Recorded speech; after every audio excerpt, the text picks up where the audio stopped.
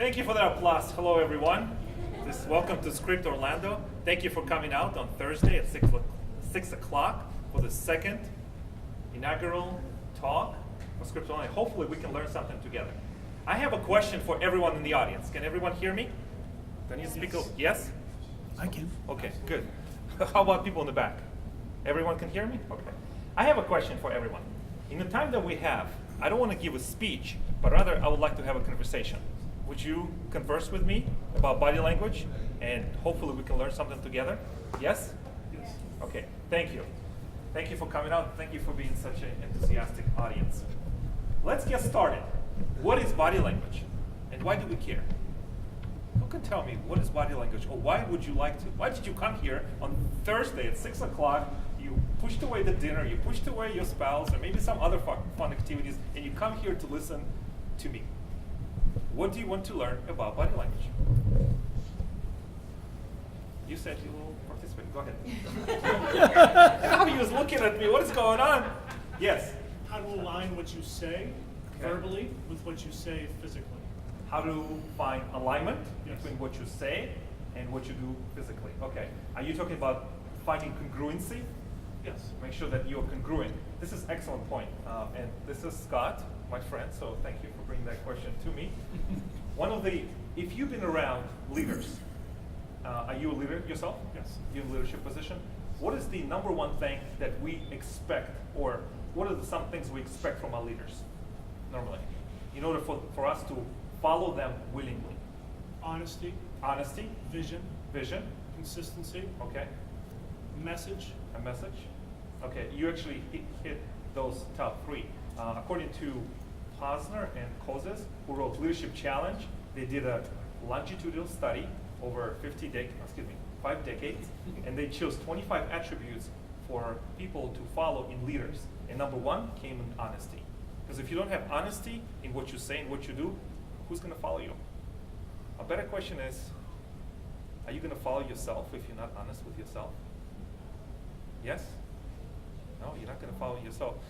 One of the questions that I like to pose when I do this type of talks is, do you believe your own stories? The stories that you say about who you are, where you're going, and why you're going there. Because every time you ask yourself that question, and if there's some kind of incongruency, what happens? You're not passionate. Huh? You're not passionate. You're not passionate, but also, have you seen people, for example, let me start with this. It's Monday morning. You wake up at 5 or 6 o'clock in the morning, and boom, your kids are already upset. They've spilled milk all over the counter. Your spouse is upset. Your deadline, you have to go to work, and you just get stressed, right? And then you drive to work. You drive to work, and somebody cuts you off. And then you walk to the office. You walk into the office, and you say, hello, everyone. Good morning. Happy Monday. I'm happy to be here. And you walk, and you do it in a way that is, you do gentle, with vigor in your step, and you put on a smile. But people, once they see you walk, they're like, I wonder, why do I feel so lousy? I just met someone who is smiling and waving to everyone, but why do I feel so rotten? It's because you try to put on a smiley face, what you don't realize, there's this bow wave of negative energy that follows you everywhere you go. Have you ever been in situations where you felt confused when you were talking to someone and they say all the right things and all the right words, but something is off? No? Yes. Yes, you have that before? Oh, yes. So how do we align our body to our words? One of the things is be true to who you are. No matter who you are, you have to own your own story. Just like Leroy have shared with us, you have to tap into your pain, your lessons, and bring that out. Because if you try to fake it, it will leak out. It will leak out, and our subconscious will catch onto it. I hope that answered your question. And we can talk afterwards or throughout as well. Now, is there any other questions you want to address in body language? Oh, yes. So if you're holding a conversation with someone, Yeah. and they always tell you to take the open position, Yes. and you're taking the open position, but when the person starts to respond, you recoil in a way that you're not really paying attention, you end up crossing your arm. Is that saying that you're inattentive to that, or you find that offensive, or is it just a natural habit you do? Because I find myself doing it, but I know I'm not mad at anybody. I just cross them anyway because that's what happens. Okay. Thank you for that question. Is that a common problem for people that sometimes, have you heard that if you talk to someone and the other person, Yes, they're hugging themselves, possibly? Maybe they're cold. yes. Maybe they're not really believing what you're saying. One of those. The truth is you really don't know. Okay. You don't really know what they're feeling and what they're thinking. I would like to answer this question in two parts. Number one, a lot of times, like, Laura, you came here and you gave a speech, or a lot of times we have a conversation with someone and we're thinking, oh, I forgot to say this conversation, oh, I said something really dumb, or I had a bad hair day, and we ruminate on that error after the conversation is done. Anyone ever done that? That we try to repeat and replay the conversation over and over and over again. Let me tell you some good news. People don't care. And the reason I say that is it's something called spotlight effect. We think people pay more attention than they really are. For example, it's 6 o'clock on Thursday. I'm hungry, my tooth is hurting, I gotta pay the mortgage, I gotta take the car to the mechanic. I kind of listen to what you're saying and I kind of don't. So a lot of times you cannot take everything that the other person does at face value. You don't look just for one gesture, but you look at constellation of gestures and body movements. You look at their energy level, you look at their attentiveness, you look at their presence, not just at one particular gesture. Because one particular gesture is not corresponding to what truly is happening. You just have to take a step back. And you also have to look at their baseline. How do they normally behave when you speak to them? Now about yourself, I don't know what this means. Because in reality is you could just be cold. You could just be cold or you could be just bored. And so don't pay too much attention to it. The second part, what you have said, is when you have a conversation with someone, do you know this gesture right here? What am I doing? What do you pay attention to when I'm doing this gesture from the audience? You're opening up. I'm opening up, yes, but what exactly am I doing? Showing your phone. Show, and why is that important? Why do you pay attention to it, or am I bringing your attention to it right now? No, Hmm?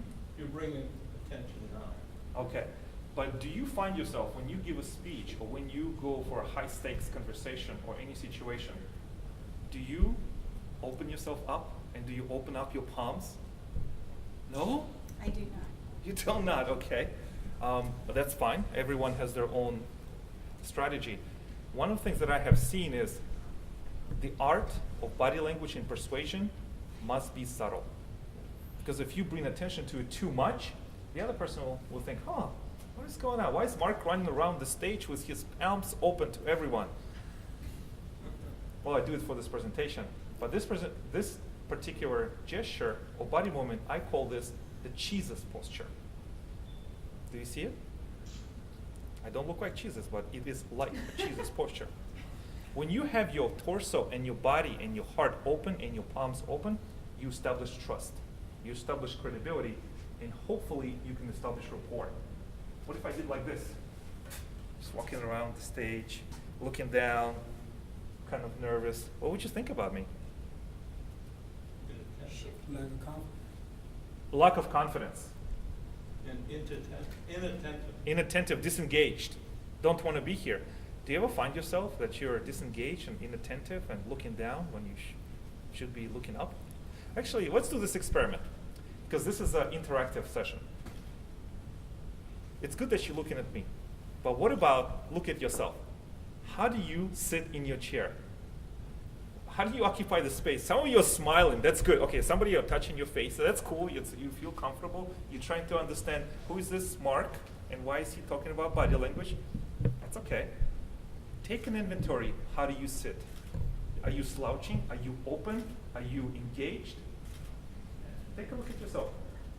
Are you aware most of the time how you show up when you enter the room? You do? Yes. You do? Okay, what do you think about when you enter the room? I check out the room, see who's there. Okay, you see who's there. Okay. What else? What else do you do when you enter the room? See what space is open. So I See the can space sit. over, because you want to find a good spot. So you want to be interactive with me, with your children. Thank you for bringing them. They're lovely. What else do you do when you enter the room? See who else is there. Who else is there? Okay. Do you think about it consciously when you first walk in, or do you think about it in the parking lot as you're walking up the stairs to the room? Usually right when I walk through the door, Okay. I take a survey. You take a survey, you want to find a good spot. What else do you think about? I'll see who has an open expression and who's open to receiving me. Okay, so you're Say looking hello to me. so you're looking for somebody who you can connect with and possibly make a new friend? Okay. Anything else? Okay, I know I'm doing this for sure. I know at the end of this, if you learn nothing else from this session, is wherever you go for the job interview, date, or anywhere else, walk confidently and show them your Jesus posture, and you will make friends. I guarantee it. Well, the way that is appropriate for you, for your gender and for your body type. What I'd like to offer you is, think about 3 O's next time you enter the room. O number 1 is, are you open? Are you truly open to connect with the people in the audience? Because a lot of times we think about ourselves and we're so deep inside our own content, so deep inside our own head that we cannot even function outside of it. Is anyone guilty of that? Or just me? You think about your to-do list, you think about your kids, you think about everything else under the sun, but you're not really focused. Your cell phone. Your Your cell phone. yeah, you're thinking about your cell phone, right? Because somebody's going to text you, right? But you're addicted to Facebook, like me. I understand. So number 1 is, are you open? Are you open to have a dialogue versus a monologue? Because when you have a monologue, you connect with no one. When you have a dialogue, you connect with others. Second is, what is your objective? Now, when you come to a session like this, what is your objective? Why did you come here today? Support. Support. The speakers learn, support, maybe go out afterwards. I want to learn from your example, man. Okay, so that is your objective. What do you want for yourself? What do you want for the relationship? And where do you see it going forward? And the third O is off-stage beat. How many people here go to theater? And who? Okay, great. We have excellent group here. Do you see an actor, actress, glide onto the stage, and you know they want something? They already have some kind of emotion. They want something. They're going somewhere. They came from somewhere. Do you ever notice that? What do actors do to get into that state? They fulfill the role. They fulfill the role, and what else do they do before they step onto the stage? Rehearse. They rehearse. They prepare for They it. prepare for it. They recall an emotion that they're trying to discover on stage or portray. Maybe it's anger, joy, love, jealousy. And they remind themselves of what their intention is when they come out. They come out with a wand Exactly. and their objective. If actors can do that in the acting world, why can't we? I'm not saying to act, but rather I'm saying to occupy the moment the best that you can, so you show up at your very best. So next time you enter the room, think about being open, having an objective, and to have off-stage beat. Is that easy to understand? 3? Okay. Now, yes, Scott. I didn't understand the third expression. Off stage? Off-stage beat. Beat. So what is the emotion you want to bring to the audience? Excuse me, to each conversation. Now, do you have any other questions about body language that I did not address? Or something that you've been thinking about for years and now is your chance? Common mistakes, where are they? Common mistakes. Where? In body language that you see mostly in public speaking. Okay, so we're going to talk about public speaking. Okay. One of the things that I have seen is, you know the Jesus posture. If you're a public speaker and if you want to command attention, I would say focus on the power sphere. The power sphere is anything from your navel all the way up where you're right above your head. Because if you focus right here, this is where the attention is.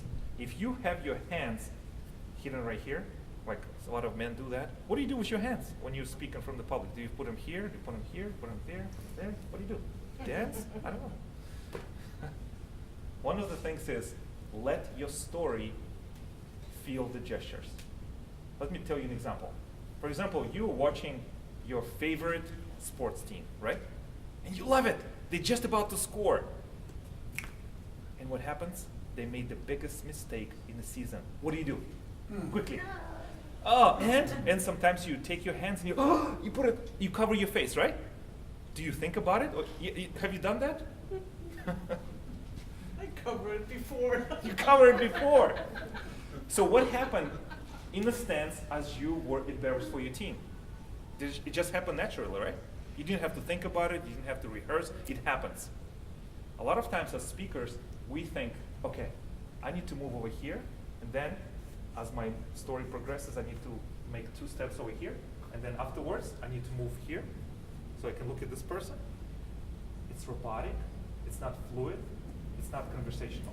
I would say, think about your story and let your body guide your gestures, because you already equipped with all the gestures, with all the expressions you have from nature, the way you are. Let your body express it and just be present in the moment. I hope that helps. Does it help? Okay. Any other questions? Yes. Yes. I learned several oral languages in life, and typically you have 3 moments when you learn the language. You learn the grammar, then the vocabulary, and then you practice. Body language is a way to express, is a language in a way. It's the body, the language of the body. So I have 2 questions about this. First of all, is there a grammar for the body language that you can learn? Because I tried, maybe I'll try to buy books and stuff like that, but I couldn't learn a grammar per se. And then there is another aspect of this. Can the grammar be broken, or to put it in a different way, is it true that it's very personal? Because you talked about, for example, energy before. And then you said, well, if you put your hands in your pockets, it seems that you're putting yourself somewhere else. But that's not necessarily true, because you can be energetically weak. It's just a way of expressing yourself. So is there such a thing as a grammar first, and then is there any such a thing as really being very personal vis-a-vis this language?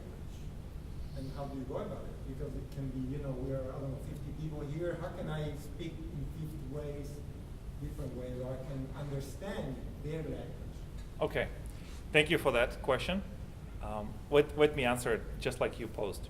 Grammar of body language. Let's reframe the question and think of it different terms. For example, if I came here and I did not speak a word of English, and I was just here showing you my palms and maybe doing some jumping around the stage, would you get my message more or less? If I, for example, showed you my surprised face or disgust, or maybe I do this posture right here, which is a V for victory, triumph. Would you get that I'm excited? I can guess. You can guess. I don't know if I'm right, but I can try to guess.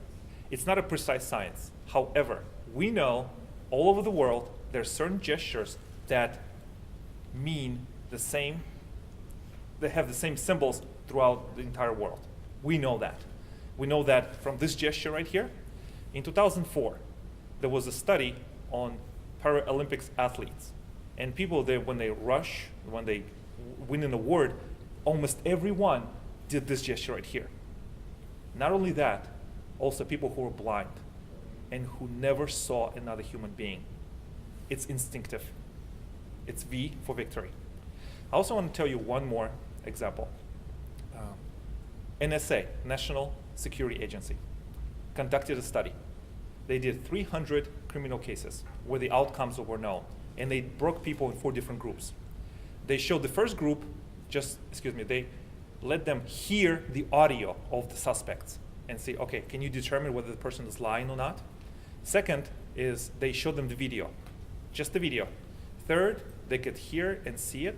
And lastly, you can see, hear, and see the case files. Now, if you can only hear persons speaking about the case, they were able to determine 65% of the time whether they were telling the truth or not.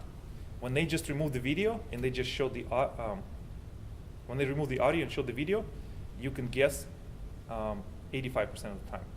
And when you show video, audio, case files, you can figure out about 93% of the time. Babies, when they are born, when you tell them, can you show me staircase, and they do this, Can you tell that's a spiral staircase?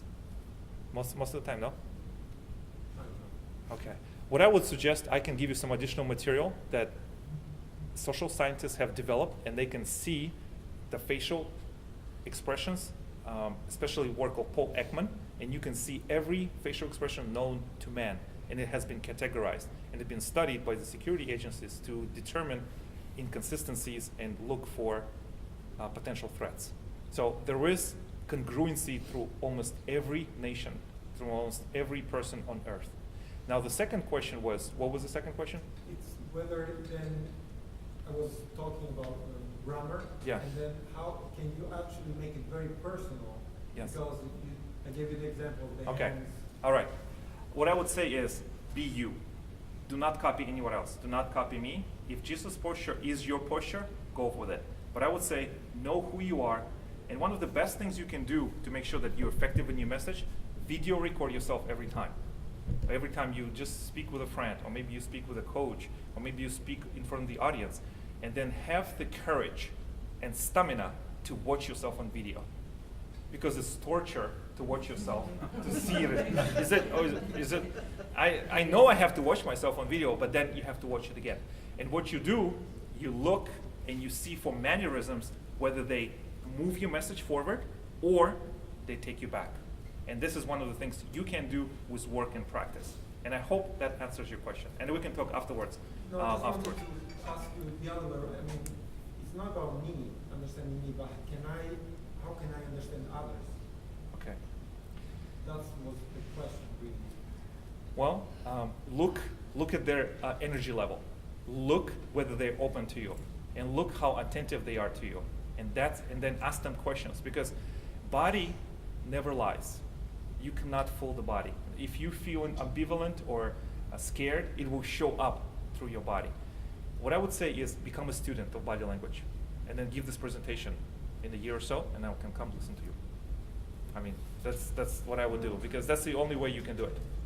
You have to study others, and you have to create a catalog of gestures, and then look very